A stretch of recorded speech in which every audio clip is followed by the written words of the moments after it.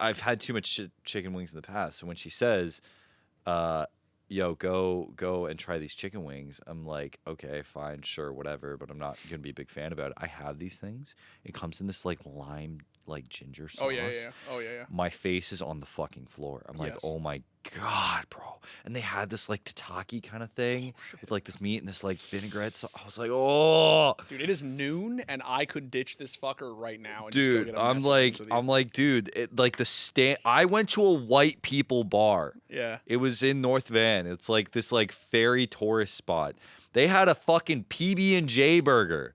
And but the jam was bacon jam, and the PB was like this like awesome sauce. It was amazing. Wow. What the is going on in Vancouver?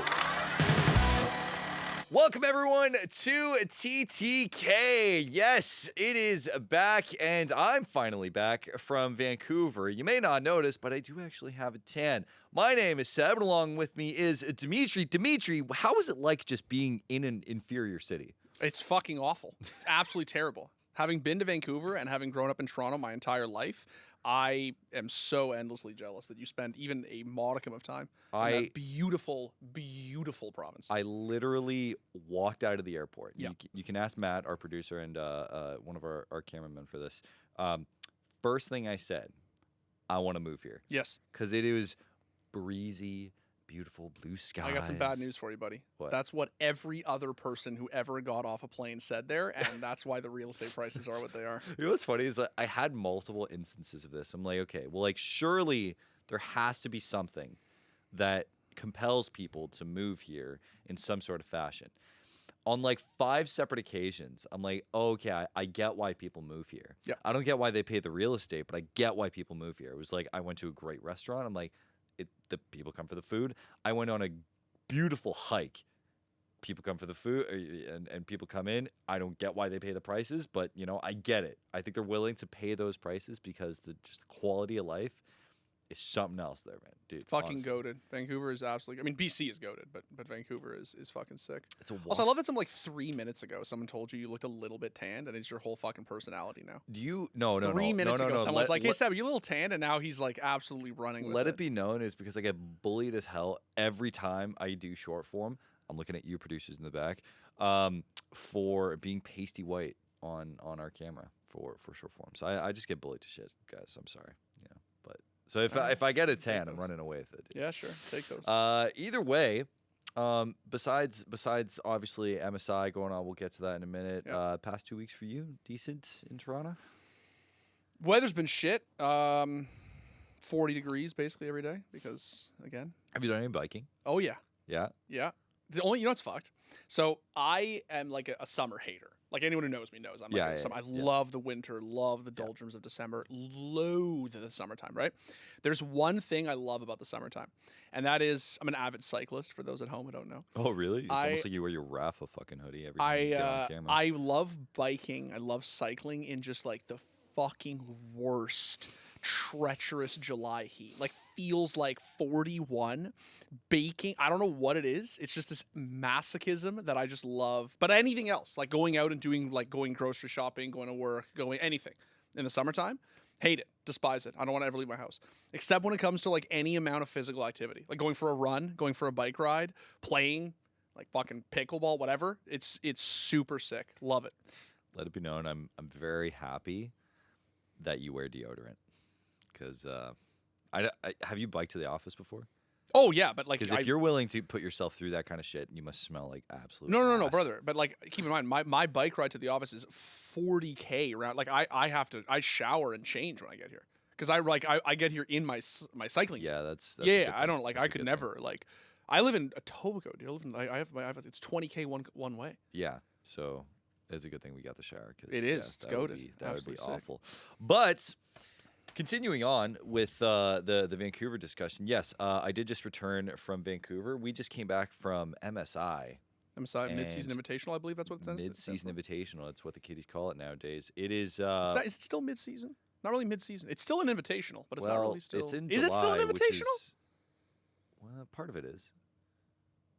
doesn't matter. Okay. Point being, it is technically mid-season. It's like, isn't July? Well, isn't the Worlds 6th? in like 4 months? Like, isn't the split different now? Well, it went through June, July. That's like the 6th, 7th. So it literally is like halfway through the year. No, it's not. Isn't it like 8 months between Worlds and MSI? We're not talking. Like No, 4 I'm months? talking about the calendar year, not the fucking. Why are we talking season. about this? Just talk about the Okay. event.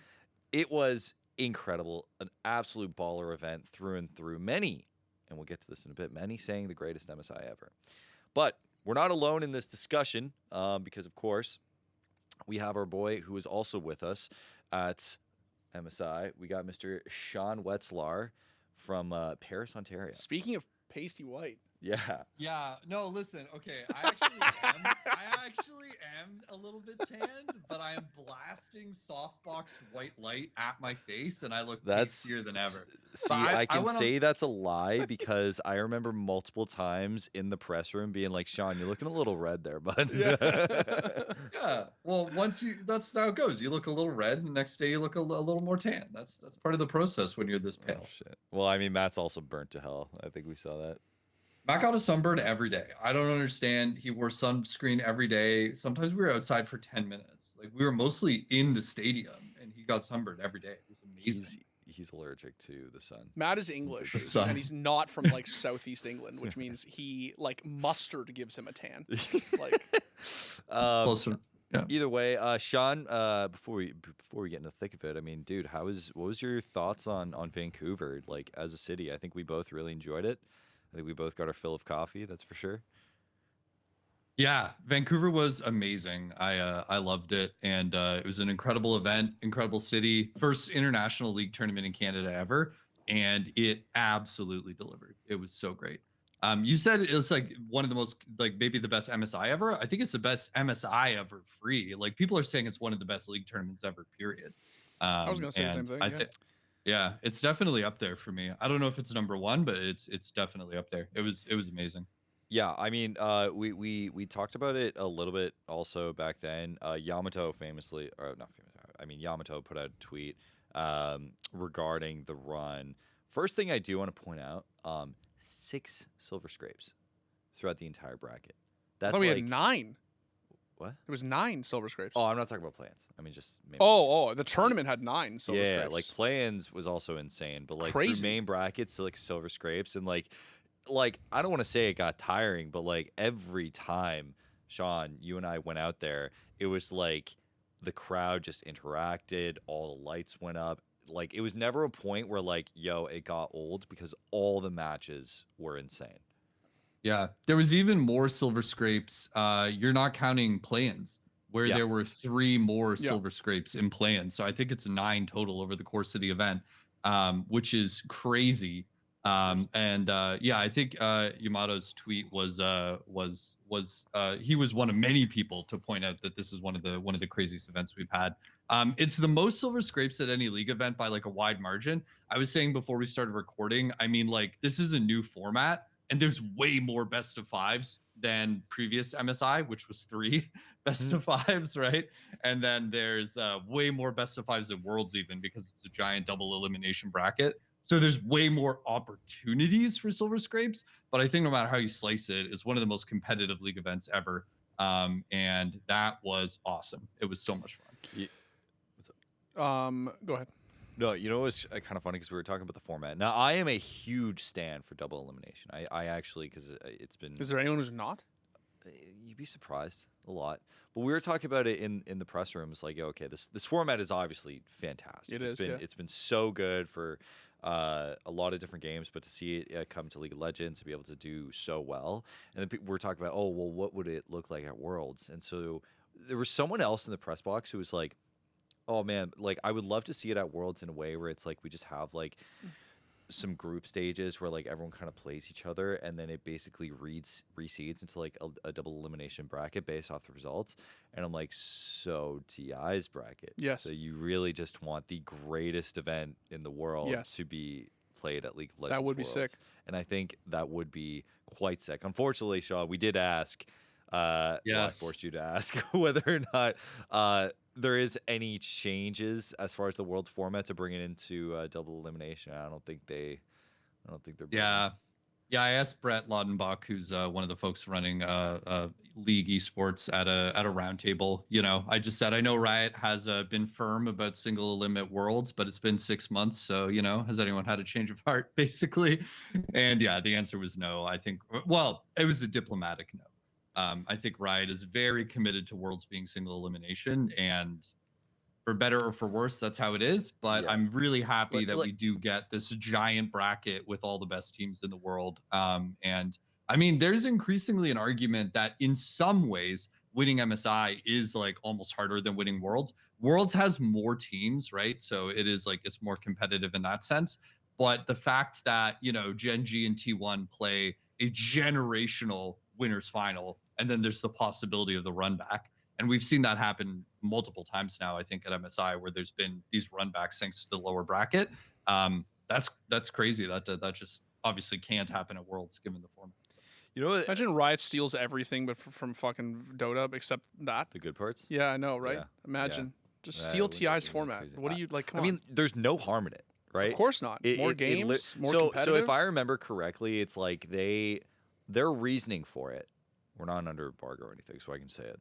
But like their reasoning for it was that double elimination in this way fits the scope of MSI better because the constrained time frame, if I remember correctly, Sean, and that they don't feel that double elimination in the way that like it would be set up at TI or something like that fits in the same way because Worlds operates on such a longer. Such a bad take. The long scope of Worlds is fun from a production standpoint, which is why they do it, right? Because they want to, go to these cities and film these trailers, and it's cool. It's cool. The problem is that it's also one of the reasons that historically Worlds have been, oh shit, a Western team against an Eastern team. Oh, what? And then just the fastest, most clinical fucking 3-0 you've ever seen because they've had a full week to just sit there and dissect everything. And part of the fun of double elim is like, and we saw it this tournament with Fearless, especially, right? Is like they're just flying by the seat of their pants, especially like a team like T1 who had to do the run back, right? Like they're just like literally like just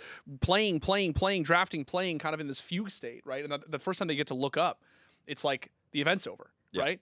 And it's either, I mean, it's one of the reasons why I'm not trying to jump ahead, but it's one of the reasons even like in the final, you saw certain drafts where Gen.G just got throttled. Absolutely throttled because the draft was like, okay, whatever, run it back, go next, right? Like that was fun. That was great. And I feel like if you have single elim, it's really hard to catch a team like Gen.G off guard. It's really, really hard to like, use time against them. And I think that's, I don't know. I mean, yeah. Yeah. I mean, Shauna, I'd like your take on this because I think for me, like as a casual viewer, I mean, kind of where my stance is as far as it, but I think like the fact that Fearless and double elimination has kind of come in at the same time, I think is actually just producing some of the best league we've got to see. Because like, imagine having the experience from a winners final, right, that T1 had, and then being able to read off of that and then learn from that within the Fearless context and bring that to the grand final, which was already incredible. Yeah, I am a big proponent of Fearless. I mean, we've had this MSI format for a few years now. I believe this is the third year that we've run this MSI format. Yeah. So it did not come in at the same time as Fearless, but it definitely was really exciting to see both these things come together for sure, like you said, Seb. And yeah, I mean, Riot's stance has always been that they want Worlds to be the tournament that is like anything can happen. They want Worlds to be the tournament where one random team pops off and wins a best of 5 and that team is through to the next round, and they want every individual game to matter a lot. Yeah, I believe top 4 LCK 1 seed, 2 seed LPL Riot 1 are very and 2. committed that any random group of Korean misfits can in fact win this tournament. No, listen, but that's not true, right? That's not true. Like at many Worlds, we've seen teams like H2K made World semifinals. And people argued that it was because they got a quarterfinal bracket draw against Flash Wolves and they were favored and whatever. Like all this was all the way back in 2016. We've seen, Cloud9 once 3-0 to a Korean team that was underperforming and they were through to semifinals, right? I do think Fnatic making it to a Worlds final in 2018. Fnatic made World Finals. Yeah. G2 made World Finals, right? Like it's not only been random Korean teams. And honestly, the thing about double elimination is the best teams are consistently going to make top 4 or top 6 or whatever it is. Like this tournament, who were the top 4? It was the 2 LPL seeds and the 2 LCK teams. Even though there were really exciting stories with CFO, even though there were really exciting stories with FlyQuest, ultimately it was the 4 teams you expected to see in top 4. I will say that my take, because you asked for it, Seb, is like I'm a fan of the league that is most competitive. I want the best teams to consistently go through. If a Western team makes a run, I want them to earn it. Like had FlyQuest beaten BLG, it would have been a huge deal because they would have been objectively the 4th best team at the tournament, right? They would have been, just by every metric, like clearly better than one of the LPL teams, which would have been a huge deal. So I'm a big fan of any system that will like consistently see the best teams win. And I love when you have 2 teams that have a really close rivalry and we get to see the run back. So I love double elimination. I have been saying that to various Riot representatives for years, and I think they've made their choice about Worlds, but it's awesome that we get to see it at MSI. And it was amazing at this tournament that we got the run back of, well, and we could talk about this more, but what I think is like quickly becoming like the rivalry to define this esports generation in T1 and Gen.G. So I do think it's worth mentioning too, Sean, to your point that like, yes, the run back from like a storytelling standpoint is super sick. But if you think about what this tournament would have looked like had that, you know, like it always sucks in a tournament when you get that phrase, which is like, oh, you know, the upper bracket or the, you know, the top side of the bracket semifinal was the true grand final. You know what I mean? That BO5, it would have sucked. Like T1 were one game, literally one map, one game shy of Gen.G in that semifinal, right? To be one game off Gen.G is nuts. Like that's crazy. Obviously, that's very impressive. And like the fact is, I don't think any team in that bottom bracket, like T1 deserved that run back in the grand finals. They deserved to have a second shot. They clearly were the second best team at that event. And that format gave them the opportunity to not only get the run back, but to go to another 5th game. Like that's how fucking close those teams actually were, right? The Gen.G had to do it twice, right? And I think if there was ever a case for Riot on double elim, potentially maybe one day at Worlds, I think this tournament was it. I think that they look at those two, that upper bracket semi, or upper bracket final rather, and that grand final, and they're like, this consistently gave us, like, filtered down the 2 best teams at the event in the closest series at the event. And like, let's go through some of the results, because I'm trying to remember from last week. We talked about FlyQuest briefly. Yep. We talked about EU getting absolutely blasted out of the tournament, throttled, like dumpstered, like spanked, like they're bro. They got sent down to fucking Wild Rift, brother. Like, Caps is gonna be playing TFT before. Dude, they're in EMEA Masters right now. And then along with that, I mean, we did see just the bracket kind of continue to progress. I will say that I did bring. Listen, they didn't win. But shout the fuck out to CFO, bro. Love this team, dude. Oh, yeah. Did I tell you the reason why Driver is like my favorite player? Did you find out whether he is initial D fan? He is. Okay, base. Yeah. So the reason, did I say this on the podcast last time? Yes. He is in fact an initial D fan. Asked their photographer, and it was the best. Cool. So he's my favorite player now. CFO, favorite team. They're going to win Worlds. It's fine. What a run from them. Unfortunately, they did lose to AL, but I would say that they made a lot of fans along the way. Oh, yeah. Kind of, I think, you know, carrying the torch, like you mentioned, Sean, from like Flash Wolves, and I think are really approaching that like endearing team status. I think they were an extremely exciting team to watch. And it really has been like since the Flash Wolves that we saw a team from this region like actually pop off on the international stage. And I think like I think I might have said some of this last week, but the thing that was so impressive to me about CFO is how much they are clearly getting better over the course of the year. Yeah. Right. Yeah, so they go to first stand. They have some surprising group stage results. They beat K Corp in group stage. You know, they're taking games off some of the best teams in the world. And it was just like, wow, this team's competitive. That's crazy. And then, you know, they got into the bracket. They played a best of 5 against K Corp, and ultimately they lost like a close 3-2 series. And it felt like this narrative we've seen before of like, oh, well, it's a team from Taiwan. And, you know, it was exciting, but ultimately, you know, they lose to a major region team. And then a few months go by, they're the only team that played a first stand that then came back and competed at MSI, and they have leveled up so much. And this time they got into a bracket they played against the #1 EU seed and they smashed them. It was God, dude. convincing. fucking It was insane. dirty. And I It know we was- talked about this last time. I know there was a feeling that maybe MCOY didn't quite play up to their standard, but they got smashed. And this team is just getting better and better at an incredible pace. Their mid laner, Hongq, turned 18 during this event. This kid was born in 2007. He was 6 years old when Faker won his first Worlds title, and then he played a series against Faker and like gapped him in multiple lanes. So this kid is like genuinely a prodigy. I think he's going to go on to become, potentially one of the best mid laners in the world. And I think the thing that everyone should find really scary about CFO is CFO got this good from a minor region, and that's exciting. But it is a minor region that happens to be geographically very close to the LPL and fairly close to the LCK. And they told us in interviews that since their performance at First Stand, they've started getting the chance to scrim against LPL teams. And I wouldn't be surprised if their performance at MSI shows teams that they're worth scrimming and they start getting scrims against LPL teams, maybe some LCK teams. It's, theoretically possible that they could play on other regions. Solo queue, like these guys are going to start getting an extremely high quality of practice, and the team's already so fucking good. So I think that by the time we come around to Worlds, if they get to go international again, this team's going to be like a legitimate threat. And I don't mean like a legitimate threat in Swiss to like take a couple of games. I mean like they could take a best of 5 against an LPL or LCK team. It's totally possible. How do you feel about the fact that when Hongq was born, both Call of Duty 4 and Halo 3 came out? Honestly, this is the thing, guys. I'm a Counter-Strike player. Like, you understand that Donk is like 9?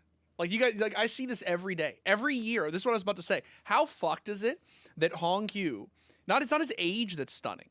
What's actually stunning is that this kid isn't from the LCK or the LPL. Like, he's not from China or he's not from Korea. Like, that's what's insane, right? Like how insane is that? Because in Counter-Strike, they all come from the CIS. Like, we get m0NESY, we get Dong, we get Kyosuke, right? Like, what's insane is that all these, like the Gen.G T1 final, these guys, Ruler, Faker, these guys are on walkers, man. And like you got this little kid who's 18 and he doesn't come from one of these power regions. That's nuts. That's crazy. actually crazy, right? Yeah. Someone told you, oh, he's 18 or he's 17 and like he's from Seoul. You know what I mean? Like, and you'd be like, of course. I mean, obviously, like that's just like what they do over there, right? But like, I think it's really impressive. I think it's genuinely nuts that this kid is like Poby's going to be playing in the LEC, brother. I can't wait to see it. Imagine if he just gets poached somewhere. That'd be tragic. Hongq? Yeah. No, that would be tragic. Oh, don't put that energy in the world. Well, I think there's a real Get discussion Driver about that. on The FlyQuest, best, bro. Yeah, the best it's now the LCP, but the best players from this region have often ended up going to, especially the LPL, because obviously they speak Mandarin largely, and so it's like pretty common that they do end up going to the LPL. Like Doggo, who was also on this team and had an extremely impressive tournament and got a pentakill against T1, and Gumayushi was praising his play.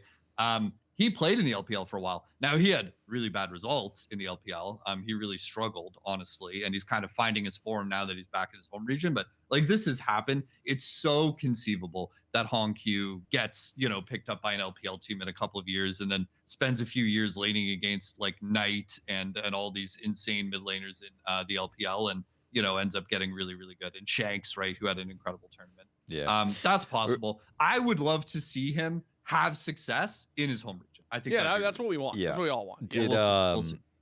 I believe it was the day after from last week. So we did the last podcast on the 7th, right? I don't know. Day after Yes. was BLG FlyQuest. Yeah, Yes. that was tough, man. That was really tough. Real quick. I have never seen a press room look more depressed in my life. You should have seen Sean. I wish I took a pic. His head was in his hands, okay? He was like, don't talk to me right now. And like, no one was like good vibes except for the LPL English team. They're just like, yeah. I'm sad, man. It's like clowning the shit out of Fly. Props, honestly, like massive props to Bwipo for doing that interview after and being like, just getting out in front of it and saying like, I just think they fucked themselves from the draft, and that's that draft. That's the worst way to go. But also, can this team Stop doing this. When I saw fucking Inspired lock in Fiddle at Worlds against Gen.G in that BO5, I was like, it when Chovy, I'm gonna carry this to my grave. Chovy picked Smolder, and I'm like, let's go, baby. J4 incoming. Yeah. Lee Sin incoming. Let's go. Ruin this fucker's day. And he picks Fiddle. This is Worlds at Worlds 20. Oh, yeah, Worlds 24. This BO5 against Gen.G in game 5. I don't know. Chovy picks Smolder because he's shitting bricks. And he's like, guys, I'm fucking scared that we're going to lose, so I'm picking Smolder. I'm crutching Smolder so we guarantee the win. And I'm like, inspired Jarvan, inspired Lee Sin. Let's go, baby. Gank him 16 times in 6 minutes. And he picks fucking Fiddlesticks. And they int and get run. And then this draft, was it Urgot, right? Bippo picked Urgot top? No, the main thing was Quadzillion. Bippo did play Urgot, though. Yes, he did. I know the Zillion pick was a little sus. I get that. He didn't, but he has no professional games on Zillion. Dude, I understand that, but it's Zillion. He's just there to be a res. I get the strat. He got solo killed by Galio at level 3. Yeah, clearly he wasn't comfortable on the team. I understand. No, okay, listen. No. Listen. I don't think Galio's that bad. There's so many like we were like immediately all floored when Masu got early picked. No, that okay. So we gotta talk about that because that is actually fucking tragic. I saw a great TikTok meme the other day that was the fucking Interstellar Matthew McConaughey banging on the wall as Masu was standing beside the brush, like no. It was so sad. So sad, dude. I'll say this: there's been a lot of criticism about the draft, and I think it's fair to say that they did get out drafted. And I think FlyQuest themselves did say in some of the post-game interviews and the press conference that they did that they feel they did get out drafted. To be fair, Fearless Game 5 is really hard, and we've watched a bunch of the best teams in the world really struggle in those drafts. And I think it's going to take some time. Fearless is really new. There's been very few opportunities to get that deep into a Fearless draft, right? So I think to be fair to them, it's hard. But in addition to the draft, Masu stands 1 pixel outside of Tribrush and gets picked at level 1. Quad gets dove by a Galio at level 3 and dies. And honestly, I haven't analyzed that replay because it's too depressing. I think he might have messed up his Q so he couldn't get a stun or something. But like the bottom line is there were mechanical misplays in this game that affected the outcome. And I could see sort of the vision. In the press room at the time, I was saying I could see the vision. They were going to let them pick all these global champions, and then they were going to pick champions that could counter them. And there was like some logic to the draft, I think, but obviously it didn't work out. I think obviously Quad wasn't comfortable in Zillion. I think Masu, it's really tragic. I'm sure he thought he was in the Tribrush and, was panning his camera somewhere else or something. It's happened to all of us in solo queue, right? But for it to happen in game 5 like that is just so devastating. I also think it's really sad to happen to such a young player who had such a great event. And he was playing an incredible tournament in his home country, the first international ever in Canada. And all I was gonna mention about the Bippo thing is I'm not like shitting on the Urgot pick. It wasn't the best pick, but it's more just that him saying like, in retrospect, I'm the veteran on this team. I should have picked a champion that will get Quad and get Masu to the late game, as opposed to, hey, you look to this like, how old is he? Fucking 18, whatever. Masu's 17. He's like young. Really young, right? Yeah. He's like incredible, like just being like, hey, you get me to the late game. You know what I mean? In this BO5 against fucking this LPL Titan, and like I'll carry. Like I just respected him coming out and saying like, I should have picked a champion that was like, I got this. Don't worry, right? Like I Masu's 20, yeah. He's 20. Okay, you know what my favorite part of that game was, right? Outside of all you had a favorite part? No, my favorite part of the game, outside of all the depression shit, right, is like the last minute of the game. Because of everyone on that team, the one person who you can tell was really, really fucking trying was Inspired's Lee Sin. Dude. And the last kill he got, which is an absolute fucking throwaway nothing burger. I remember the kill. He just dives into the fight, gets a pick, emotes Rammus thumbs up, and then fucking dies. And I'm like, you know what? Fucking send it. He clearly felt the game was over. Send it. I've never had my heart broken in a game 5 quite like that, honestly. I think it was one of the toughest series I've ever watched. So hard. But here's what I'll say. At the time, honestly, I was just sad. And Seb's right. I was like sitting in the press room doing a 1,000-yard stare, just like staring off into the middle distance. Like I gotta genuinely put that in the pod. I gotta genuinely like overlay. Devastated. I was talking to Ashley Kang about this a day or two later when the dust had kind of settled in the press room. And, I said I was really sad. And she pointed out the fact that an NA team got to a point where it was an expectation that they were going to beat an LPL team in a best of 5, and that we were disappointed that they didn't. Like, yes, this BLG team clearly had some problems at this tournament. And, I think they were clearly the weakest of the top 4 teams. This is a BLG that went to World Finals 6 months ago. Yep. They have some of the best individual players in the world, and they are willing to push hard on those individual players. And I don't think they had the best read on the meta right now. I don't think the team was gelling. I think clearly Beishuan's not fitting into the team as well as maybe some people would have hoped. But this is a team that made World Finals, and this NA team was expected to beat them in a best of 5. And I think that shows how far FlyQuest has come. That shows how good these players really are. I think a lot of people were pointing out that Inspired genuinely had a generational tournament. One of the best tournaments I've seen a Western player play ever, nuts. honestly. Yeah, ever. that was I would say that was Cap's level of international performance. It was Caps at his peak. It was Perks at his peak. It was that, whatever, that LeBlanc game 5 against RNG. It was like that. He was playing as well as any player from EU or NA ever has internationally. Yep. And I think his teammates were playing really well as well. And yes, game 5 was an absolute travesty, but this team had an incredible tournament. And I'm excited to see what they do next, because as much as it hurt because we had hope. And it has been a really, really long time since NA fans have had legitimate hope internationally. It just sucks that it exciting. does. I know that they were never expected to win the Gen.G series at Worlds, and that this series they were actually expected. Like people said, they were actually going to be favorites, if not were outright favorites. But I will just say, it just sucks that for the second international tournament in a row, FlyQuest go out in a BO5 in game 5, so fucking close, and you're like, Now, mind you, I don't think there was a world in which they beat Gen.G. I don't know. I mean, I think that the game 5, this tournament, I do actually think they int it. I mean, they actually ran it down. Yeah.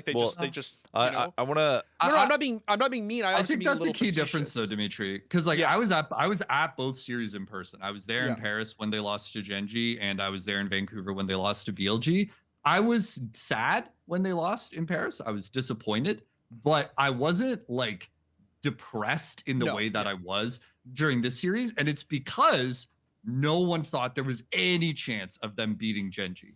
And people would even argue with you today that the games that Gen.G lost were kind of Gen.G just throwing a little bit. Maybe they hadn't quite warmed up to the world stage yet, whatever it is. I think people would say if you play 10 BO5s between those two teams, it's possible Gen.G win 10 times. But this time they were expected to win against BLG. And that is a step up. The fact that they were playing an LPL team and there was legitimately an expectation. People thought that FlyQuest were showing better games at this tournament than BLG. They were. Yes. That's improvement. And yes, they in both cases they got to a BO5 against a team, this time from the LPL, last time from the LCK, but a strong international team, and they lost in game 5, and it stings. But I do think this team has leveled up, and I'm excited to see what they do at Worlds. I want to. Last thing on Fly before we move on. It broke my heart when we saw Fly get into the press room because Masu came in and he looked worked. Yeah, I know, man. So really Can sad I just point to out one see. upside? And this is going to sound like I'm being mean, but I'm actually not. I'm totally not being mean. With the sole exception of Inspired, who I totally understand at the end of that game, all chatting, GG team noob, please report. I'm sole exception Inspired. At least they all kind of fucked it. Quad Zillion, yikes. The Masu outside the brush, yikes. The Urgot pick, not great. I just mean I'm really glad that it wasn't a thing where it was a KYXY Aegis deny, where you could literally point at one misplay that one player made and you're they actually lost their team this series. They lost their region series. FlyQuest, more or less, as a whole, just collapsed in game 5. There was just this magnificent fucking just and then just petered out, right? What was the fucking score? 46-2, whatever the fuck the kill score. Like just something like dumb. Yeah. But moving on, I want to briefly, before we get to, of course, the cataclysmic two best of fives that we have between the two, I want to touch on AL real quick. You know, I understand LPL 1 seed, and there was a good storyline following them. Rough road, though, to get Gen.G T1 back-to-back, go full 5 against them both, and unfortunately end up on the bottom side of both. I mean, I think you're saying they got Gen.G T1 back-to-back as if it wasn't the top 3 of the tournament. Like No. So listen, not so much in terms of, oh, the matchup was bad or anything like that. It's like they went the full 5 with the two clearly best teams at the tournament and fell apart at the final hurdle. It's just it's been a rough road. I think even especially considering like as LCK continues to distance itself a little bit at the top, it's rough.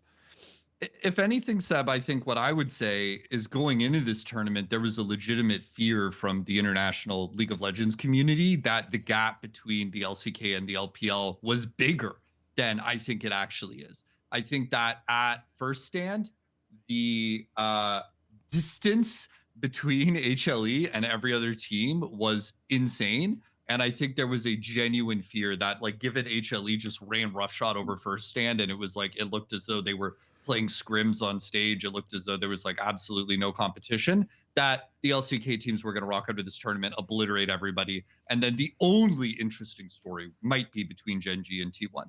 And although that story is really interesting, and we'll get to that, AL played 2 incredibly close series. And I think they're the consensus 3rd best team at this tournament, obviously. But this team is incredible. This team is so scary. I think Shanks played some like genuinely like masterclass mid lane games. I think that Tarzan is still one of the best junglers in the world. Clearly, right? And I was really Faker like a good amount of times in lane. Yeah, Shanks was beating Faker, absolutely. I think a lot of like next gen mid laners have been kind of taking like lanes off of Faker, and Shanks is added to that list. This was his first international appearance.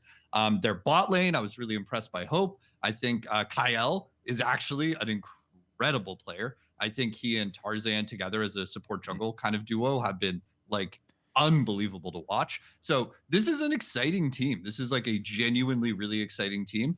And obviously Flandra's a world champion. So this team has the potential to get better. And like just game 5. Yes, the LCK. I think right now it's clear that the LCK is the #1 region in the world. But like the distance between them and the best team in China is not that wide. And if LPL show up to Worlds and make improvements, could they beat Korean teams in best of 5s? Absolutely they could. Absolutely they could. Game 5 drafts. Are we talking about Fearless? Because I got thoughts on Fearless. Like before we get into it, because like the Olaf picking in Game 5, I remember the crowd going nuts for between the ALT1 series. How many just drafts do we have in Game 5 that just like? I have a take that I think people have not gotten to yet because Fearless is so new. And I think we're working our way forwards in these games where it's like, wow, it got all the way to Game 5, and you know what I mean with the and I think there is this sense in which we should look at it almost like backwards. I was talking with Mr. Daniel Burke a week or two ago about marathon running, and he made a good point. No, it's relevant, I promise. He made a good point where he said the thing you have to think about with marathon running, right, which is a 40 kilometer run, is the run begins at 30K. There is an understanding that if you are running a marathon, you can get to 30 kilometers. Like that's like you've trained. It's that 30 to 40 where the mental break actually comes in. I think with Fearless, teams are going to start thinking about these series, about these BO5s as starting essentially with these like Game 3-4 drafts. Yeah. In the sense of, I think that it's not like, yes, what are you, obviously you prep for every draft. Obviously if you go up 2-0 gives you such an advantage, you can win. Of course. What I'm saying is like, we're looking at these Game 5 drafts as like, oh my God, what's left? We're running on fumes. You know what I mean? What can we possibly pick? And sometimes that happened. But I think the teams, as they get better at it, are going to start thinking, we need to be thinking about that Game 5 draft in game one. Like, we need to be thinking about, right, like, what is going to be left if not just 1 or 2 games from now, but at the very end. And that's where the mettle of these teams is really going to get tested. So that's where I think, you know, and I'm going to bring up CFO again, but like it's kind of, it weighs in CFO's favor a little. Obviously, they didn't make it far in the tournament, but like when we're talking about champion pools between a lot of these different peoples, I mean, CFO have planned for that. That's why they have 2 different top laners to be able to cover different pools of champions. Now, you know, Sean, like you said, and we mentioned previously that they were talking about it being like, oh, you know, you have Driver playing more simple champions, and I think it's Rest playing harder, quote unquote, top laners, right? I don't think it's going to result in like a huge paradigm shift of like game 5s or whatever, but I think it is going to put more focus on you need to have that flexibility in your champion pool to. But it's that not all wins are equal. Yeah. I think it goes beyond champion pool. I think champion pool is the level that we're at right now, and I think I agree with a lot of what you're saying, Dimitri. I think one of the challenges is that game 5 Fearless is very, very hard to simulate. Like, one of the reasons that teams struggled at this tournament, the best teams in the world were struggling at this tournament with drafting game 5, is because even if, and I don't know if teams are playing Fearless scrims, honestly, but even if you're doing this in scrims, it's very hard to anticipate all the possibilities of a Fearless game 5.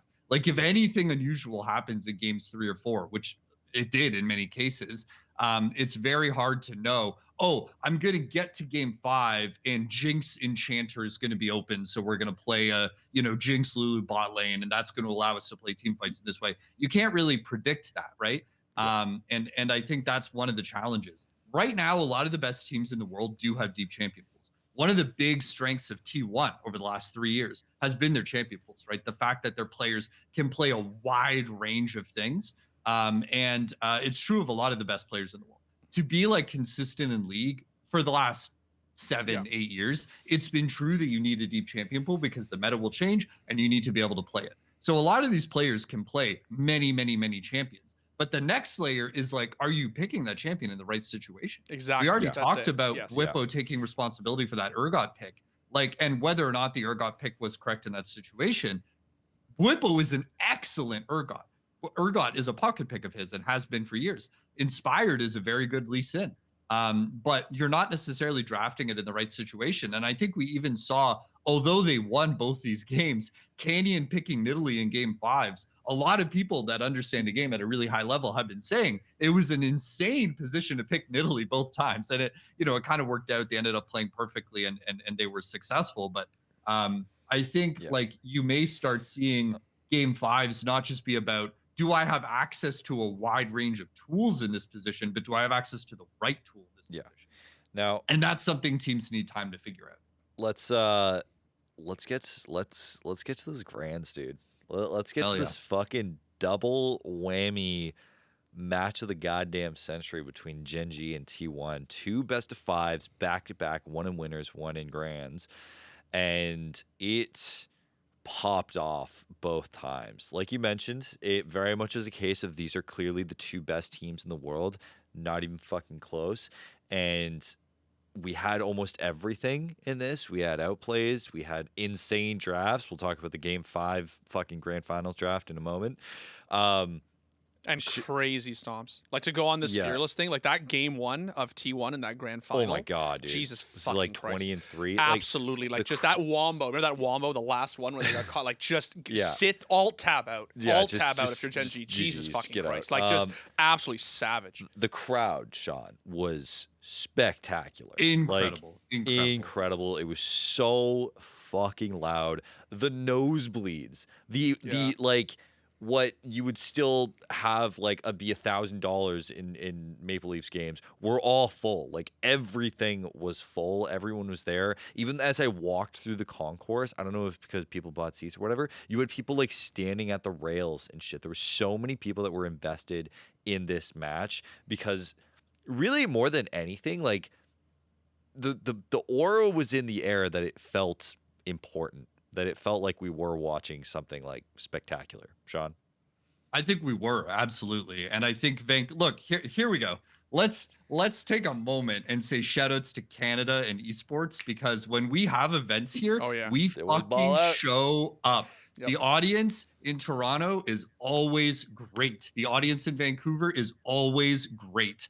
Some people might remember LCS finals coming to Vancouver back in 2017. I remember people talking about that crowd for years afterwards. This crowd was fantastic as well. And I think like a lot of people think of Canada as being a very small country, which it is, and expect that means that, you know, maybe these events might not be so well attended. It's not the case.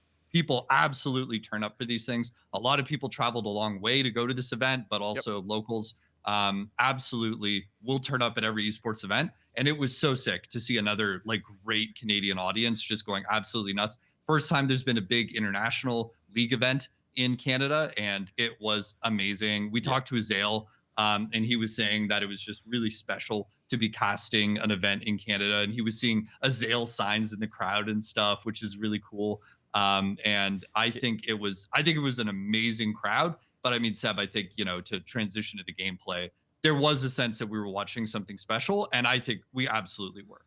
I think this Gen.G T1 rivalry is going to go down in the books as one of the great esports rivalries of honestly of all time. I think it like has that potential. LS tweeted during this event that he compared it to Flash versus Jaedong, and I think there's some value in that comparison.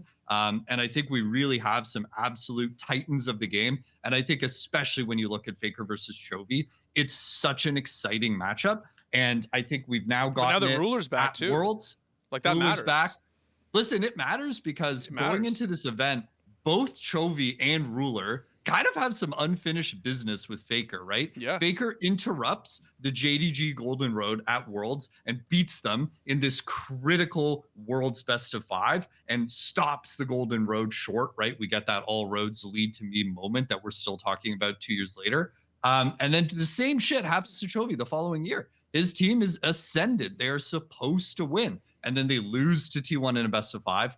Faker stops Chovy in his tracks. There are lanes where Faker is like limit testing and popping off against Chovy, who's supposed to just outclass him. And we go into this tournament with both these players being like, I am getting Faker this time. And I think they absolutely did. I think although the series were extremely close, I think there's absolutely no arguing that Gen.G is the best team in the world right now. I think there's no arguing that Chovy is the best player in the world right now. And I think the scariest thing about Chovy is that he just keeps getting better. People kept telling us this in interviews. Canyon told us that he used to believe that players hit a cap, right? You get to a point and this is how good you are. And then you just kind of stay there. You can't get better anymore. And then he started playing with Chovy and realized that was wrong because Chovy is constantly exceeding his peak. And I think it's one of the most impressive individual performances we've seen in esports, really. And I think Chovy's peak right now is the highest mechanical peak I've ever seen a player in this game express. And I think it's going to be really exciting. I've been with Sean too long for the 2 weeks to hear him glazing about Chovy many times. That's fine, bro, because all I did was glaze Faker for the last 2 weeks, and you can check our comment section. Our YouTube comments are aware. Our YouTube comments all I do aware. is glaze fucking Faker, baby. Yeah. Are you going to be hot take? T1 should have won that series. Oh my god. Oh, okay. All right. Well, okay. T1. First off, let's get into it. T1 hold on. Okay. First off, they outdrafted them. Solid 23-0. This will. I think they're. Okay, I know. Is it 23-0? Fucking let's talk about. Is it first off? Oh my God. They're 2 or 3 away from now being like the greatest win streak in League of Legends history. I think, right?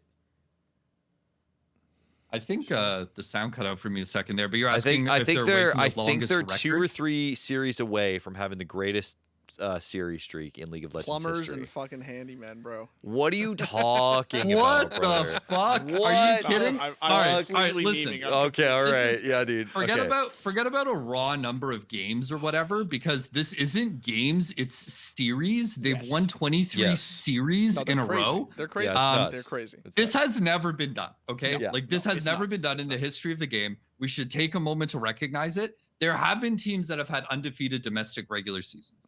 There have been teams that have had undefeated playoff runs. There have been teams that have gone undefeated through international tournaments. Like, obviously, you kind of often have to go undefeated in international brackets, especially, right? Because of single elim. So fine.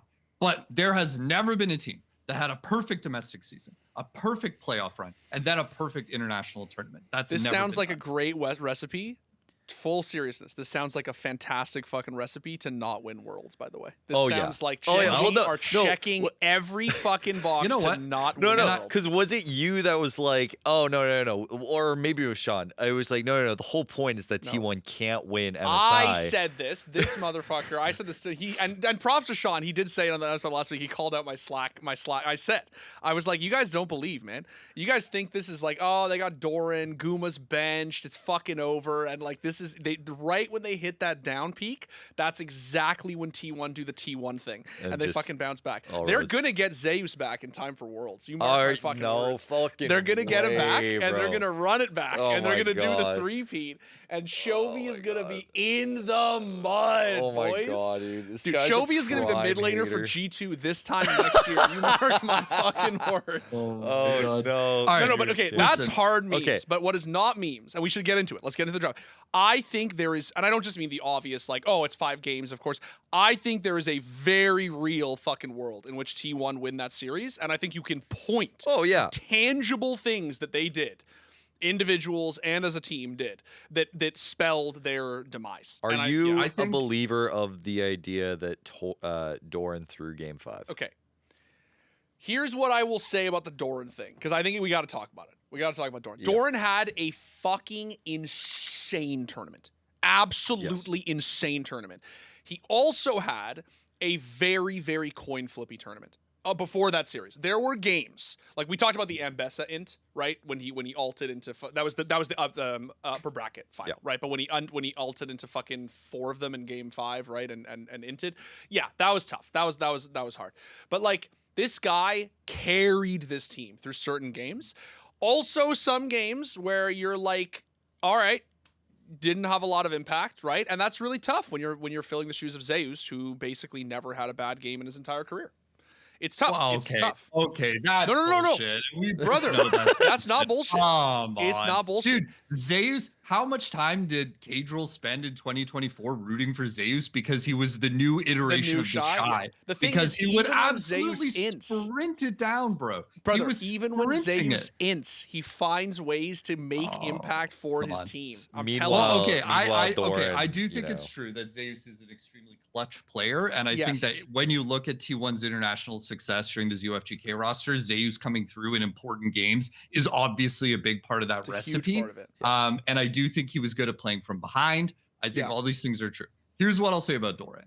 This is a guy who throughout his entire career has been the god of top lane domestically. He's been Zeus's father, right? That was the meme in the Korean community. To get to this tournament, he gapped the hell out of Zeus in their domestic playoff series against HLE, and everyone said that it was because it was on Father's Day, right? So this is a guy who domestically is one of the best tops in the world and shows up internationally, and he doesn't play that way. And that's been his problem for a lot of his career. He's still chasing his first international title. This MSI meant a lot to him for that reason. He told us so in an interview. And I think that the fact that he showed up to this tournament and played as if, honestly, this dude rocked up to MSI and played as if no one was watching. He played as if there was no pressure. He played as if he wasn't on the most storied team in the history of esports with the most storied 4 other players in the history of League, right? He played as though there was no pressure in a lot of these games. And yes, there were moments where that didn't work out. But the fact that he was going for these aggressive limit testing plays in like important series, the only difference between that and all of the greatest tops to ever play the game is like the fact that it didn't work out in a couple of key moments. And I think it was heartbreaking to see that Mbessa ult in Game 5. I think it was heartbreaking to see some of his Renekton plays in Game 5 of the finals, honestly. A lot of them felt a little desperate. And he told us in the post-game press conference after the winners finals, he took responsibility and said that he thought the reason they lost the winners finals was him, that he had thrown Game 5 basically. And I don't know if that's entirely true, but it definitely was a factor. I think this guy played the best tournament I've seen Doran play, and I think he is clearly leveling up. I think he is clearly absorbing some of this T1 international magic. And although they lost like incredibly close series to the best team in the world twice, I don't think that rules them out as serious contenders when we get around to Worlds. And like, yes, you're right. Worlds is T1's playground, and Gen.G know it. In the winners press conference, both Chovy and Ruler said that they were extremely happy to win MSI, but that the job's not done. They're coming for T1 at Worlds, and until they beat them on that stage, I think a lot of this pressure that they're feeling to finally kind of overcome Faker, I don't think it goes away. I don't think winning MSI again rewrites history. Yeah. And like, let's not forget, Chovy's won MSI back-to-back now. And that's an impressive achievement, but he has to do it at Worlds. No, T1 are worlds. They're worlds merchants. They are worlds merchants. That's what they do, bro. If they won, I was saying this. I was memeing only having. If T1 won this event, I was scared. I was gonna be nervous. I was like, oh, if they win MSI, then they can't win worlds. Like they have to be worlds. They got merchants. The juice for one. They can't win domestic titles. I don't want them to win MSI. I don't want. No, I want them to be in the dirt. I want them to barely qualify. There's got to be roster questions. We need all this shit. T1 or Gen.G need to be winning everything. Golden Road, and that's how they lose. And then T1 need to win nothing, and then that's how they win. That's always how it's been. That's the anime balance. That's how what we need in the. But back to Doran, because I want to make one point. He had a shit series. Like, I'm looking. If you look at his KD, Grand Finals, it was like 5-20. It was rough. It was very, very rough. But I will say, I do not think it's his fault. I think he's getting a little bit too much flack. You don't think Game 5 wasn't his fault? Brother, he was playing Renekton on a team with 0 frontline into a team who was absolutely spit roasting from front to back. I think...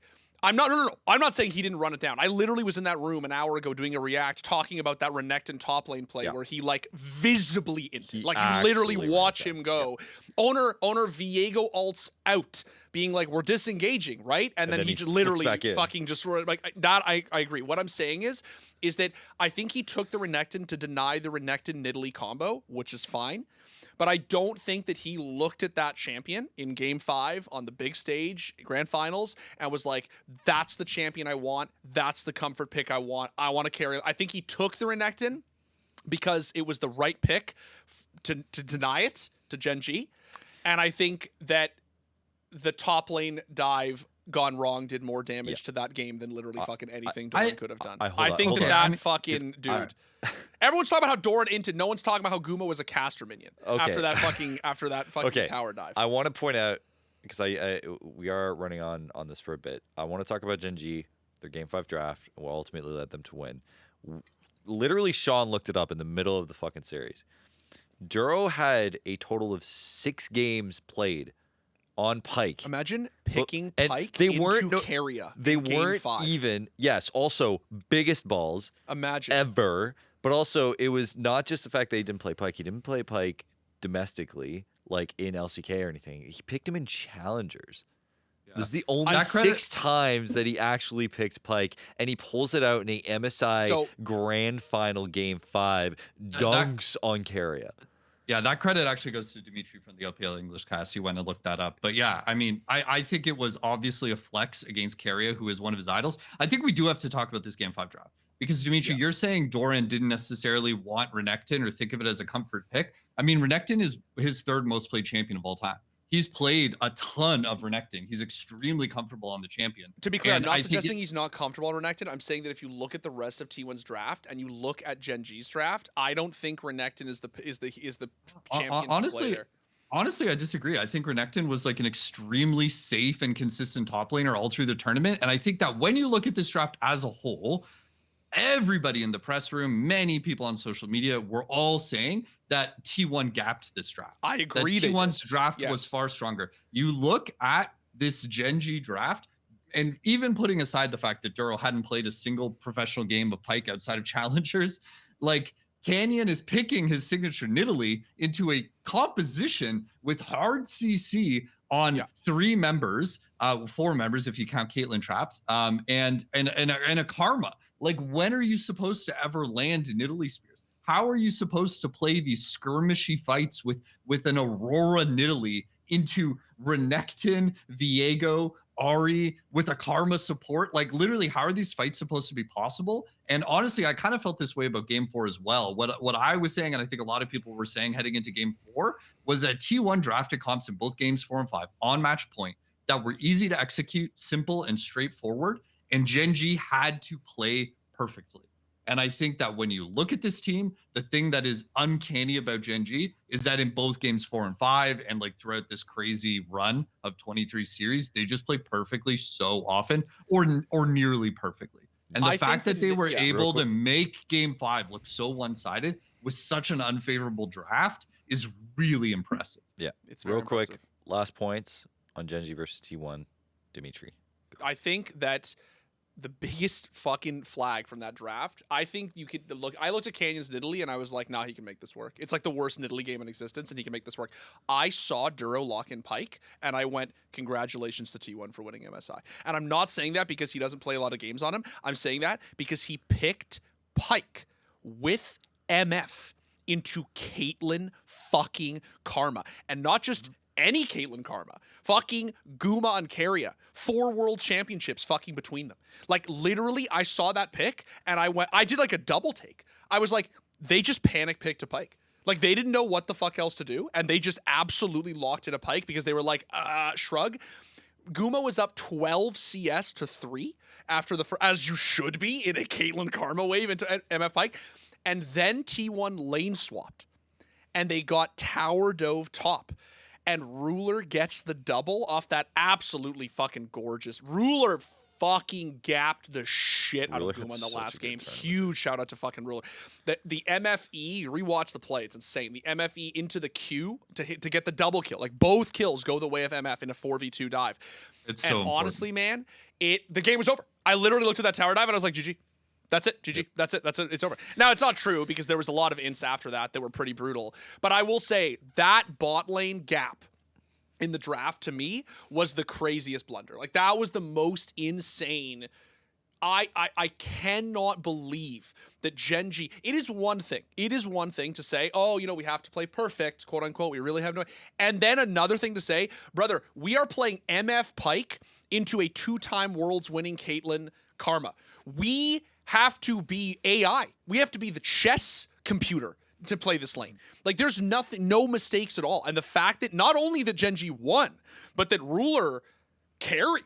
Like, those MF ults were insane. Yes, he played so really. Pike, I'll be honest, I think the Pike pick in the game fell off a little. It was okay. He didn't int, he didn't do anything wrong. I don't think Pike carried that game. He just sort of didn't run it down.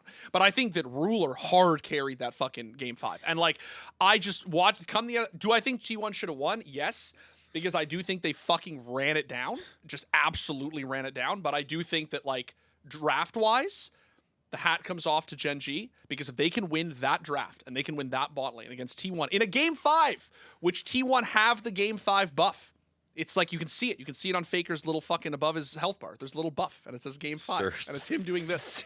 It's him doing this. Okay. And the fact that they won that, it's crazy. It's crazy. Yeah, it's crazy. They should take that. It's kind of imbalanced. They should stop giving Faker extra ability power in every game 5. They actually nerf it. They actually nerf it every Worlds. Every Worlds freak goes on a YouTube video and talks about how they've nerfed it. They're making patches for the game. Sean, last thought on this grand final.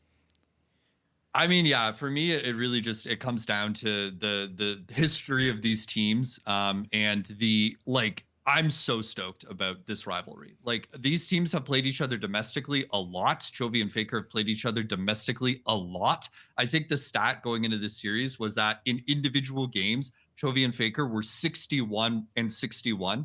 They had an exactly 50% win rate against each other going into this grand final. So they've played against each other dozens of times, but internationally, T1 matched up against Gen.G for the first time at Worlds, right? And I mean, obviously, like, the Samsung organization and T1 played other games, but like in the modern era, this is the first time we got to see the Chovy Gen.G against T1 at Worlds internationally. And then to get these back-to-back banger 5-game series at MSI, I think this is shaping up to be one of the most exciting and most important rivalries we've ever seen in the league. I think Faker is coming for blood at Worlds, and I think Chovy and Ruler and the rest of that team know that they have to win Worlds in order for people to look back at this year and say that it really counts. So I am so stoked to watch the rest of this unfold.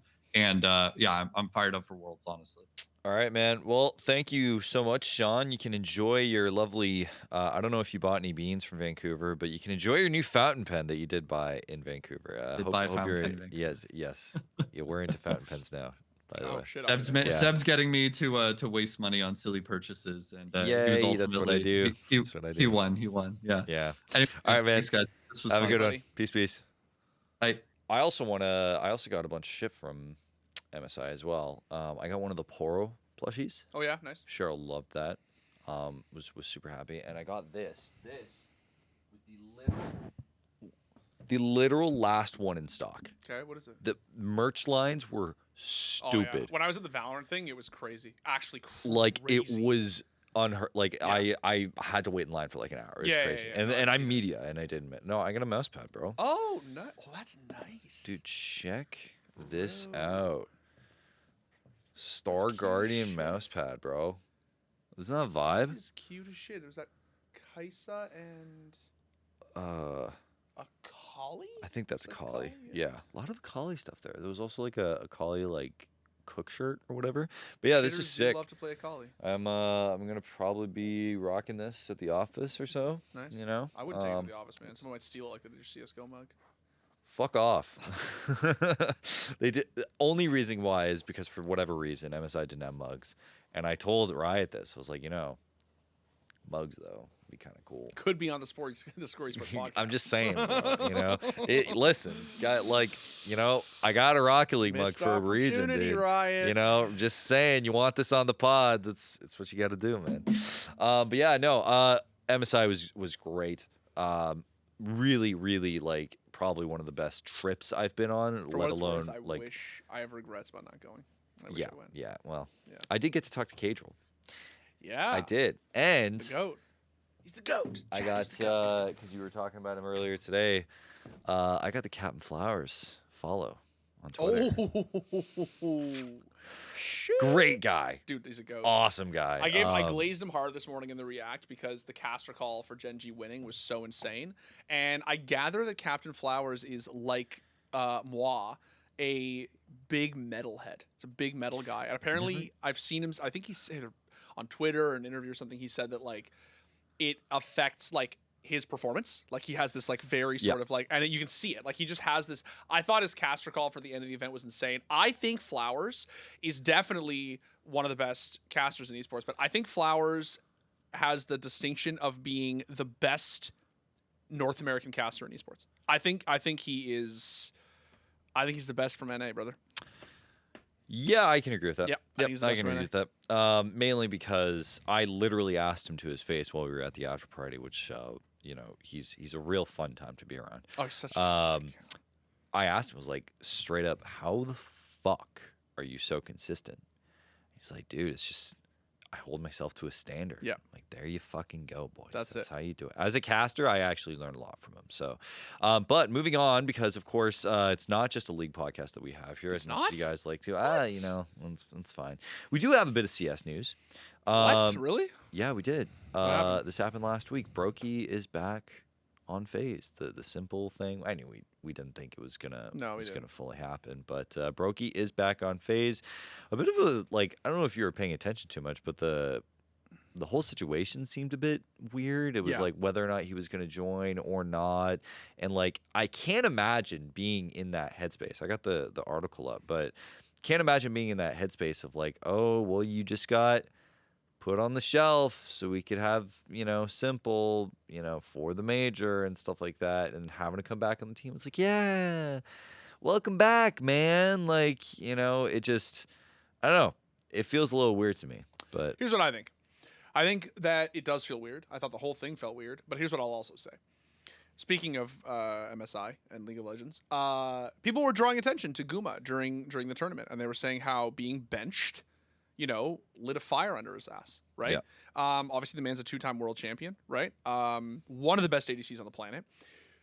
Broky is a major winning opper, right? It's also a slam winning opper. He is a great opper. He has been having a fucking stinker this year. Absolutely brutal year. And I think that being benched and not getting to play the major and watching Simple, of all people, get to wear your jersey at the major with your big green, and then not only like do FaZe play at the major, but like all things considered, they make a pretty good run.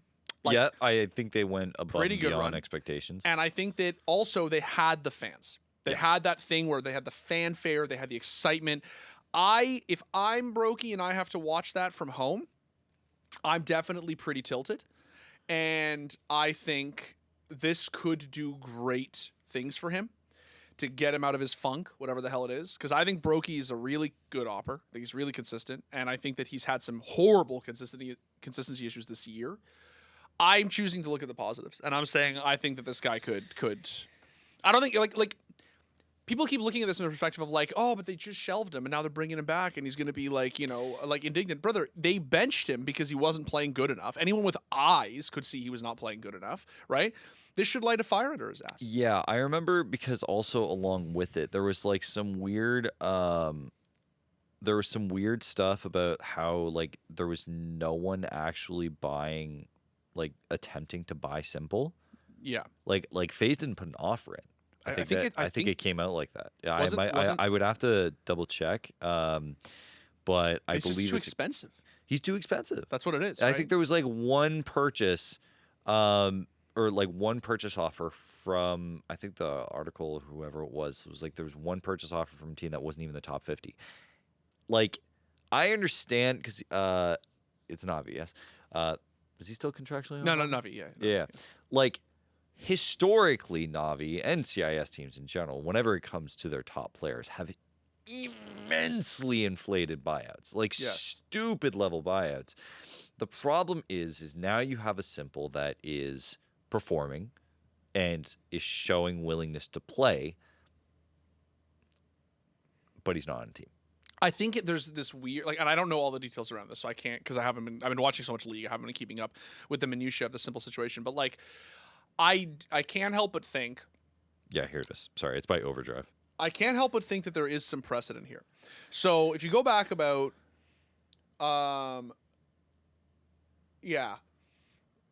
here's the problem, right? I think on the one hand, Navi want what he's worth. Like, I totally understand that. I totally understand why they would want what he's worth. On the other hand, this happened with Gen.G in Dota 2, right?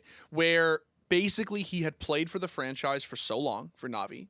He was so instrumental to not only being the face of the organization, but like, you know, leading them to their first TI win and those finals and the great, that like when he wanted basically like out, like when he wanted to go somewhere, they basically took the attitude of just like, wherever you want to go, whatever you want to do, we'll bless you. Like, we're not gonna be like super stringent about the buyout. We're not gonna whatever. Like, we just, like, you've done so much for the organization that we just want to like let you. I just feel like with Simple there is this like certain degree of like, do Navi want what he's worth? Yes, right. On the other hand, he's fucking Simple, right? He could have left Navi like 4 times for a lot more money in a lot of circumstances, and like, I do feel there is a little bit. I feel, as a total outsider who knows nothing about, I feel from the outside that there is this feeling in the air that he is owed something by the org. I don't think that's crazy. I think that he took a hometown discount to play for Navi for a long time. Oh yeah. And I think that if he says, look, I really want to go play for FaZe, if they didn't put in an offer that was like even remotely what he's worth, or they didn't put in an offer at all, then that's fine. What can Navi do, right? They can't let him go for free, right?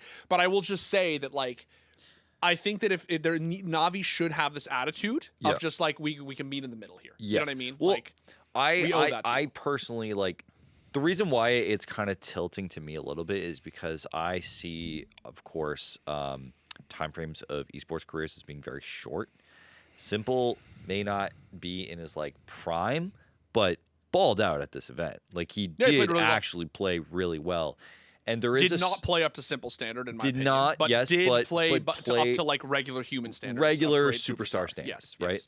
And yes, okay, Navi, if you're not going to put him on the team, find a way to get rid of him, because otherwise you're wasting the career of a very fucking good player. And a very good player who has literally defined your organization and a generation of CS. Yes. And like, and I just, again, it's the Gen.G thing all over again with the exact same org, with the exact same, like, it's just like there is this sense in which you owe it to him. There is this sense in which you owe it to the scene to some degree, right? Like, I don't know. I think that I can understand why they wouldn't put him on the team, because I can understand that Wonderful is someone they want to invest in. I totally whatever. get that. I don't think that's like a smart move to like cut Wonderful and bring Simple back.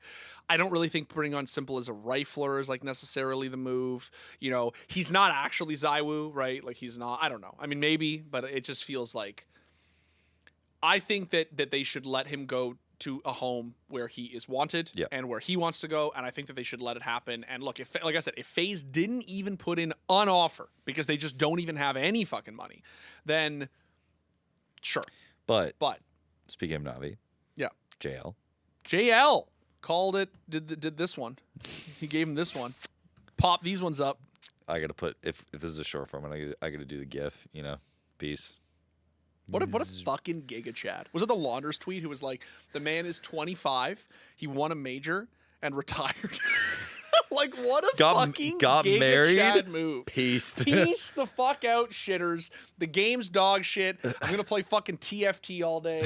Fuck this. I'm done. It's such a sick move. Dude, like, what a sick God. move, I think, like, that's like the end goal of any esport. And if it's not, you need to fucking get your shit together. Like, the end goal, just to be clear, kids at home, the end goal is not, play for 30 years, have the storied career, be faker. Fuck no. The fucking end goal is I want to win one major, like my first time out, right? Do the fucking Thompson thing. Just win your first time out, and then just be like, honestly, game's kind of ass. Fuck it. I'm just going to, like, play solitaire and fucking honeymoon in Greece. Bro, yeah. And just get you got to do what No Tail's doing. Take a fucking bus. Brother. And just drive around Europe and Asia. That dead ass. That's what No Tail's doing right now. And I fucking goat. Love that for him. I think this is the most Giga Chad thing I've seen in Counter-Strike in a long time. And honestly, like, unironically, huge respect to JL for it. Well, part of me is a little concerned because I am like, okay, is this like the inklings of, like, because we've seen it come up time after time, you know, occasionally where is there burnout issues of, like, especially for these, you know, CIS teams, like, is there a burnout issue with the CS calendar right now? We have seen it in the past, of course, when, like, Astralis was really dominant. We saw periodic breaks for, like, devices health and stuff. And I am curious if this falls into that category of, like, maybe there's just, like, a lot of tournaments, the breaks that they're presented, which I think is, like, is it a month after the major, basically? Yeah, basically. Like, is that enough because you go into an 11th month season, pretty much? Yeah. I am a little concerned because I think we're seeing, like, more mental health stuff pop up, and apparently there was a lengthy, I don't know if it was, like, a vlog or something like that from JL that brought this up, but I don't know, man. Like, it is a little concerning if we're seeing burnout stuff because it felt like for a while it was going steady. Well, how can you not? I mean, like, the question is not is there. The question is, like, remember going into the major, Donk was saying they were talking about Spirit not playing and taking break because, like, you know, people on his team are, like, adults with fucking whole ass families. Yes, yeah. And Donk is, like, however old he is, right? Like 18 19, 10, whatever he is. And he was like, he's 2. 3 years old, right? He's actually played the major from the womb. He came out of the womb with a unibrow. Yeah. Okay. Fucking what? I understand how it's a literal teenager is like, yeah, I'm down to literally just play CS every hour of every day for the next, like, you know, 11 months. Like, of course, like, you're right. But I also understand that when you get to the age of, like, even 25, you're like, there is burnout. It's a lot. It's a lot of traveling. It's a lot of playing. It's a lot of stress. It's a lot of heartbreak. It's a lot of anguish. It's a lot of everything. And, like, I also think there's a reason why we don't really see teams, you know, outside of, like, Vita, like, you know, dominate the way that they used to, right? I don't know. It just feels like CS it's one of the great things about CS esports is that it really just feels like anyone can win. Yeah. But on the other hand, that's partly because of the fact that there's a tournament every 16 hours. Yeah. And, like, you know what I mean? Like, well, especially because now we have so many different tournament organizers that are throwing up top tier events. We have PGL, we have Blast, which we is have great. ESL, you know, but all it creates stuff. a fuck fest of, like, events. And it also presents a problem because remember when Astralis was going through this with Blast first coming up, you know, they were. I mean, there was conflict of interest involved with the whole blast refresh stuff, but if you try and pick and choose your events, you're gonna get flack. Yeah. Because you're like, well, why aren't you going? Every other top team's there. And it's like, okay, fuck, let me go to the 16th event in the past 2 months. Exactly. Let's try and make this work. No fucking doubt you're going to see people retire, especially the ones that, are near the top. Really hope that Jail's doing fine. He's probably in fucking Cancun right now. What? Did you watch his video? No. He recorded it in Greece on his honeymoon on his phone. In like a back road of in the hills, and just like, yo, what's up, guys? Like, you have a cigar in his your mouth? Boy, like, brother, basically. I've never seen someone looked like thriving more than that man. I'm gonna ask for that link. Nowhere later. near a computer. Absolutely goated. I saw that and I was like, brother, never come home. Yeah. Honestly, that's chill. fucking. You're making us just fucking. Get your major ring, get your wedding ring, and literally just peace out and be like, get fucked. Enjoy your shitty netcode, fucking shitters. Like, it was so sick. All right. This is sort of kind of not related. You like tennis, right? I love tennis. Sure you watched Wimbledon. We're talking about my boy? Yeah. My boy. Well, wait, who's your boy? My boy Taylor? Taylor. Let's go. Yeah. Speaking of league. Yep. Yep. Taylor Fritz. Yep. For whatever reason, no one knew this, tweets out. Yes. Someone on League of Legends, or sorry, I should preface this. He won the quarterfinal to become the only American to reach the semifinal or better at a non-hardcourt major. Tweets out. What an amazing caveat. The only active American man to reach the semifinals or better at a non-hardcourt major. That's a lot of copy for. Yeah, this like tweet. I'm like, wait, active? Like, because obviously didn't. Like, I feel like Andy Roddick or like Johnny Mack. Like, I feel like anyway. Yeah, it's a lot of like, oh, let's make this a really special thing. Yes. You know, Look, an American making semis at Wimbledon is a big deal. Just to be clear, it's a big deal. But I'm just saying, I remember reading this sentence and being like, I need to break this up. Yeah, and this figure out is what like, actually okay, all means. right. ESPN copy goes hard. But he retweets this and said, someone on at League of Legends told me to go touch grass, so I did. Yep. Honestly, what position do you think he plays? Top lane. I'm gonna give him that energy. I'm gonna give him that absolute giga chat energy. Yeah. It is just clever. I'm gonna have to spell this out because some people at home will not actually get this. This is especially clever, chat, because Wimbledon is the only grass court on the circuit. Yeah. So this joke doesn't land at any other tournament because Roland Garros is clay, right? Hard court, so this only works at Wimbledon because it's a grass court. Yeah. I know that's super obvious, but some people who don't watch any professional tennis at all, this is a very, very witty joke. It's very good. Are you okay? What? Are you just like, guys, you get that joke? Well, I fucking had to because we're talking about League of Legends players. They don't watch fucking tennis. They don't know what tennis is, bro. no, they watch pickleball. You're right. Yes. Fucking, the amount of pickleball I'm getting on my TikTok feed right now makes me so. I'm so fucking sorry. cringe, dude. You know the not interested thing exists. I know. I'd rather watch dude, just go fucking play badminton, real, or if Fair. you better yet, go play tennis. I'm such a pickleball hater. This was dude. super based. This was actually. awesome. Super based. I think I looked it I'm up in not- the bracket after he won, and I was like, oh, he's playing Alcaraz. And I was like, oh, have fun playing Gen.G at Wimbledon. I was like, have fun, buddy. yeah, and better learn Chinese. I was like, great run. Great run. I did look up the match after, and yes, he did in fact get smoked in the semis. But hey, he got the tweet. No. I mean, it's and an also also he lost to fucking Alcaraz. Man. Yeah, That's, the league. The league account also officially tweeted back. I did see that, which was also very cool. I'd like to see something with that, especially because we do see a lot of League of Legends collaborations with European football players and stuff like that. But I would love to see an American tennis player. I would be really cool to see that crossover. I've never seen a crossover between pro tennis and esports before. Yeah, I've been following tennis a long there time. really isn't. No, they don't exist. There's probably even more with golf at this point with. Automatic. Shout out to our boy carrying the golf game right now. Is he? You didn't know? No, I know, but I'm saying has he done anything or is he just learning golf? He's learning golf. So he's carrying. He's actually coming off injury. Oh shit! Oh my bad. But he's carrying the game. Yeah, he's really putting the game on his All back. right, okay, He's sure. getting lessons, you know. Cool. Yeah. But yeah, he was coming off, I think, like a back injury. So when he gets to full health, dude, he'll. Oh, he's gonna. Oh yeah. He's making masters actually. So Absolutely. totally, sort of, kind of irrelevant to esports, but this headline's meant to make you cringe a little bit. Okay, so this is warning to everyone. Okay, your back might break. The ex-CEO, right, of that site that we all absolutely fucking hate, steps down. Linda Yaccarino, I'm not sure, steps down and basically leaves X without a CEO. Now, we all know X is basically like just Elon's pet project at this point. However, person of interest to be the next CEO, Mr. Beast. And Musk said he didn't rule it out. Now, honestly, this whole thing is just to make you depressed as fuck of the world we're living in. But what would a Mr. Beast-led Twitter look like?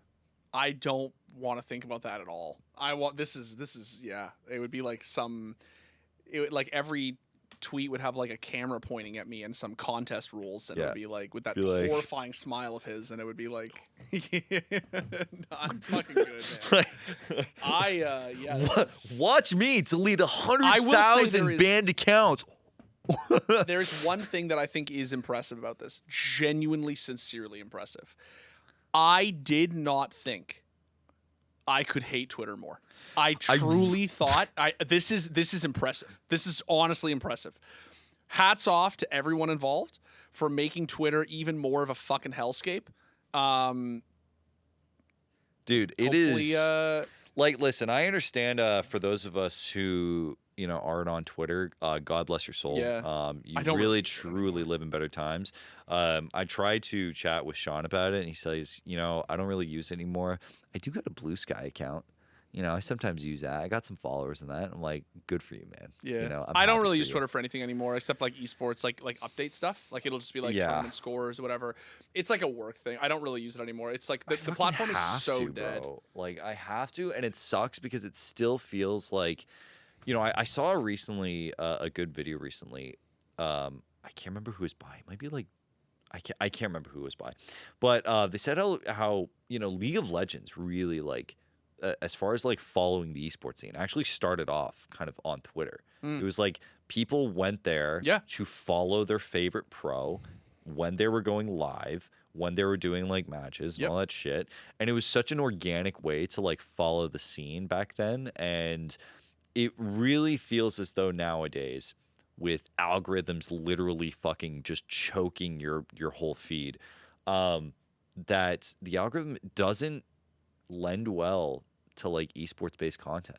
And like you literally have this fucking cat and mouse chase of like Twitter making completely batshit decisions on how it's going to run its platform, and League esports or CS esports or whatever just like trying to catch up in this fucking race with the algorithm, trying to get these, I'm going to make a fucking meme tweet that like kind of like just hopefully pops off somehow. Can I give a shout out? Sure. So watching MSI, the official LPL account, LoL Esports does it too, but the LPL was the one that was the best. LPL was doing edits for MSI highlights as they were happening, and they were so fucking dank. I actually could not, like that play when the people who watch the series will know what I'm talking about. The Cassante flash to get the minion XP. Yeah. They made a Giga Chad edit. And like with the fucking like the chin and like the black and like literally, and they do this for everything. They do this for all sorts of stuff, and they do like they throw in tons of memes. There's like the fun edit music, hope edits, like.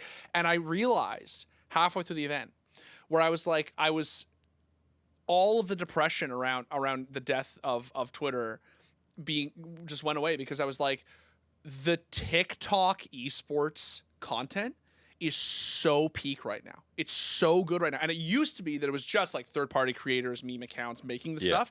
But now someone at Riot, someone at the LPL, at LoL Esports, was like, why don't we just hire one of these super based fucking Zoomer 17-year-olds who make these fucking meme accounts?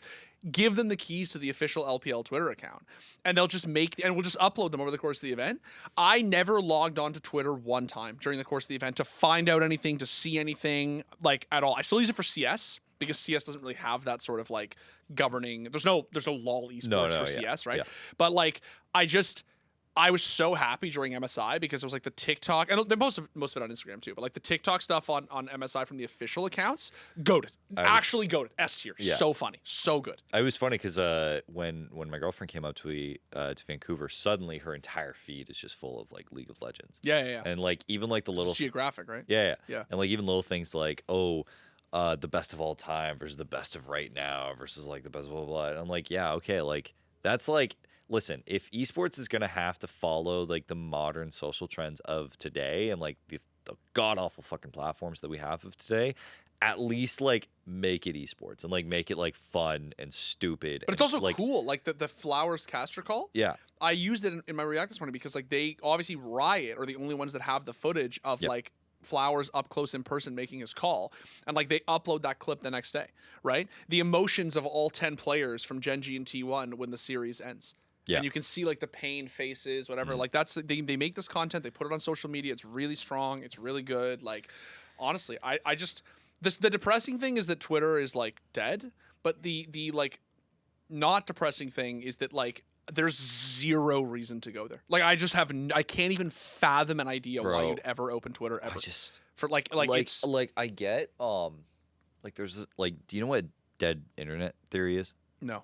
Okay, dead internet theory, which was like a conspiracy theory like 15 years ago, like, or 10 years ago maybe, is that the idea that no one else exists on the internet, that it's literally like just you and the rest of the people you're talking to is bots. Okay, yeah. That's actually that is actually what Twitter is. And that was 10 to 15 years ago. And then it's like we're looking at today, and it's like I just think it's fucking funny. 1,000-yard stare. You're just I love it.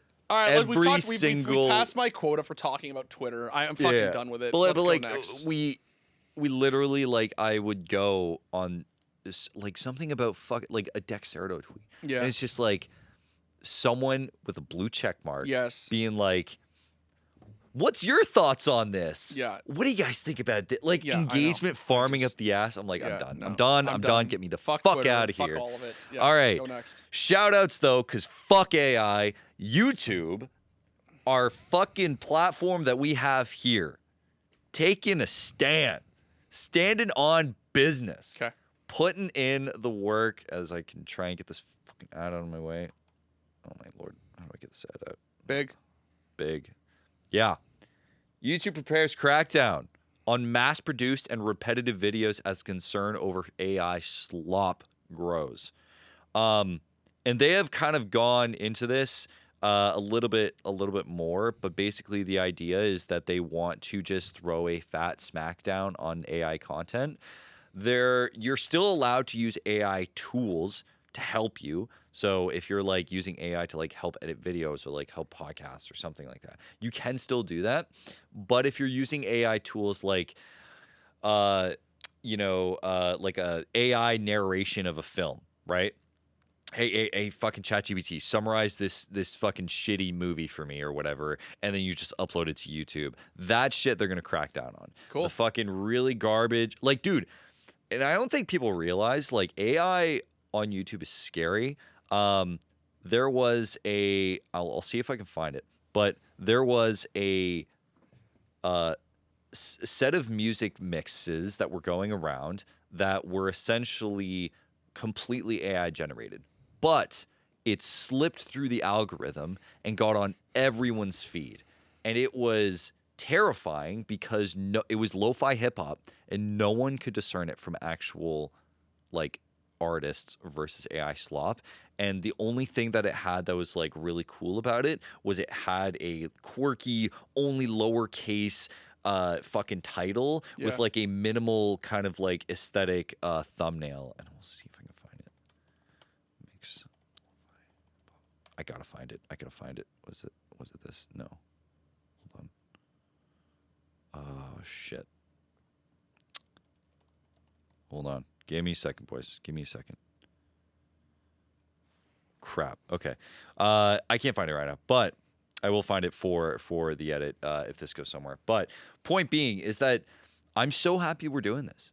Like Yeah. I don't think you guys, maybe it's just me and maybe I'm just dooming, but the idea of how much AI content is uploaded to YouTube is legitimately a terrifying thought. No, and every I think single that day. the only thing I'll say is that like I think that like it was sort of always going to happen. Like it's great. It's really great. I'm just saying that like I think that like this stuff was like always bound to happen, right? Like it's just the slop was always bound to just get fucking like just cut off at the knees. Yes. Right? There's a difference between getting rid of all of it, which is not possible, and then literally just cutting it off at the kneecaps and being like you've crippled it and you've really hurt it, and it's extremely impossible now to like.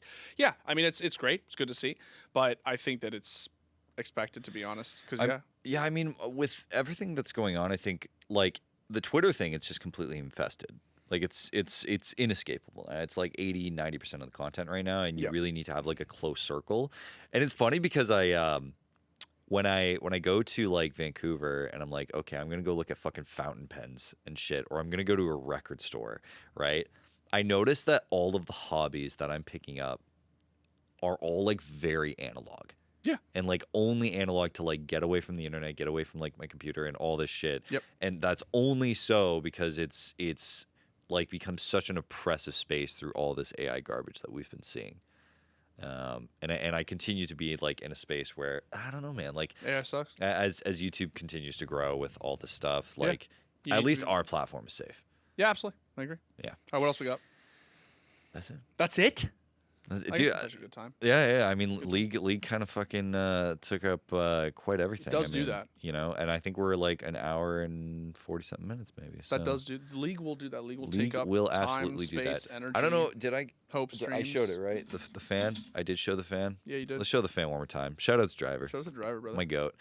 Did pick up an MSI shirt as well. good looking shirt. Made in Canada. I think go. I showed it last time on the pod. But for now, a couple quick things that I wanna shout out before we go. Firstly, our podcast is on Spotify. And if you're like me, where you tend to prefer your podcasts on Spotify, you know, we're trying to be super engaging there, get you guys kind of have that as a safe platform. So anything I do here, try to make it as audibly accessible for everyone. So have it like that. Next week, hopefully we'll get the fucking new table in. Hopefully, we'll see. You know, Not gonna happen.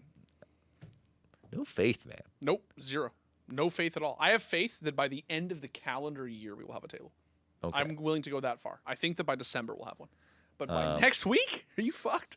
No, absolutely not. See, now you're just like gonna make me want to do it. Then fucking build the damn table. I'll build the fucking table. Build the table, bro. All right. Hopefully we'll be then. I believe next week is also going to be on the Monday, and we're going to have Devin back. I hope. Yeah, can we just get my friends back, please? Can we just like, Guys, we've I'm- been in and out of like different hosts for like fucking ever now. Yeah. Like it's either Devin's been in Austin, I've been in Vancouver. You've just kind of just been chilling. I'm fucking. What's the TikTok? The sound, the single mom who works 2 jobs. Like I'm like this is like I'm like here just alone holding the fort down. You Yeah. know, my friends are always off, gone at events. No Yeah. one's here. All I got is this little guy. Oh, shout outs people though. Shout out to Peepo. I should have got a freaking plushie for the studio, Should have, dude. brother. Should have. I should have got a Timo or something. Should've No, got a they had a little Baron. Oh, Little that's Baron cute. Nasher. That's cute. Fuck. But they were also I want like, a little face. I want a little faker plushie. I want to get to the point where Riot is selling actual faker plushies at their events, and he's I just think they doing will. this Yeah, it's just like the or this. or this one. Yeah. Maybe I'll DMT one about that actually. That's Faker plushie. Yeah. That sounds Give like us a a fa- great give fucking us a faker content plushie. opportunity. But for now, we're gonna be hopefully bringing everyone back in, get to a regularly scheduled broadcast. Programming. You did a great job, by the way, while I was gone as well. Thanks, man. So huge there. And yeah, for the now, am I forgetting anything else? Holy shit. No. The YouTube comments have been awesome. Make sure to leave more. We'll talk about them as well on next week's podcast because, of course, we all had very spicy MSI takes. So for the time being, make sure to like, subscribe, do all the things. Follow on the Spotify. We'll see you next week. Have a good one.